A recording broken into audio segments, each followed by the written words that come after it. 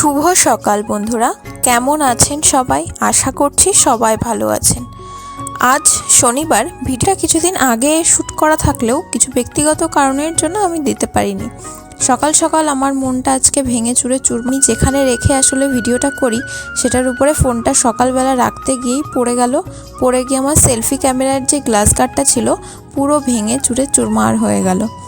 তো আর কি করব, তারপর ব্যাক ক্যামেরা দিয়ে মোটামুটি কিছুটা করার চেষ্টা করেছি। আমি ব্যাক ক্যামেরা দিয়ে খুব একটা পারি না, কেননা আমার ফোনটা রাখার জন্য কোনো ব্যবস্থা নেই, ওই কিছুর উপরে রেখে করতে হয়, তো আমি ঠিকঠাক করে ক্যামেরাটা সেট করতে পারি না। তো চলুন সকালবেলা আমি ভাঙা মন নিয়ে কাজবাজটা সেরে নিই।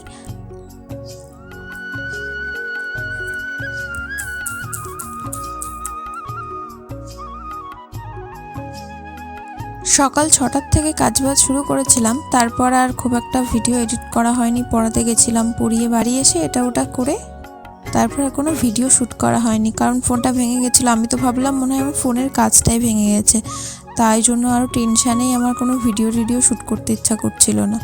আর ভিডিওটাগুলো এতদিন ছাড়াও হয়নি। তো এই যে সকালবেলা আমি তুলসী মন্দির ধুয়ে নিয়ে আর ভিডিও কিছু করিনি। তারপর এই যে ঘরটা মুছে নিয়ে আমি যাব আজকে একটু অনেকগুলো কাজ করতে। আমাদের কলের পাশে কিছু নোংরা হয়েছে, সেগুলো একটু পরিষ্কার করতে হবে।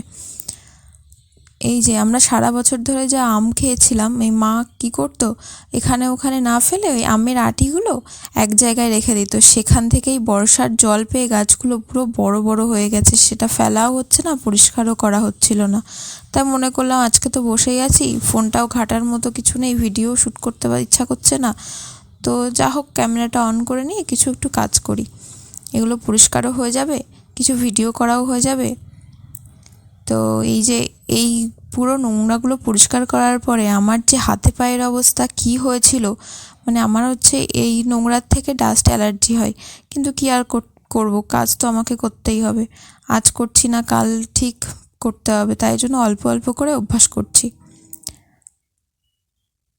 এই হাত দিয়ে নোংরাগুলো উঠছিল না, মানে তুলতে পারছিলাম না, তাই আবার কোদালটা নিয়ে এলাম, পাশ থেকে নিয়ে এসে এগুলো তুলে নিচ্ছি।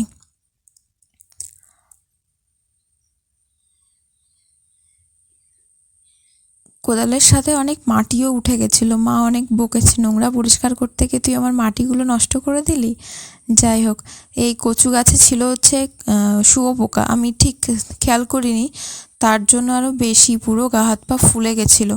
তারপর আর কোনো ভিডিও শ্যুট করতে পারিনি, এই জন্য পুরো গা হাত পা ফুলে চুলকাতে শুরু করে দিয়েছিল।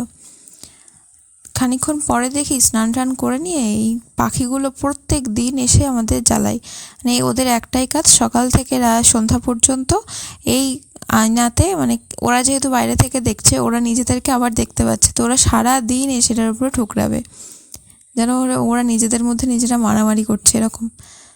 তারপরে সন্ধ্যাবেলা একটু গেছিলাম বাজারে ফোনটা ঠিক করতে, আর এই কিছুটা চিকেন পকোড়া নিয়ে এসেছিলাম, তাই খেয়ে আজকে এই পর্যন্ত ভিডিও শ্যুট করে রেখেছিলাম।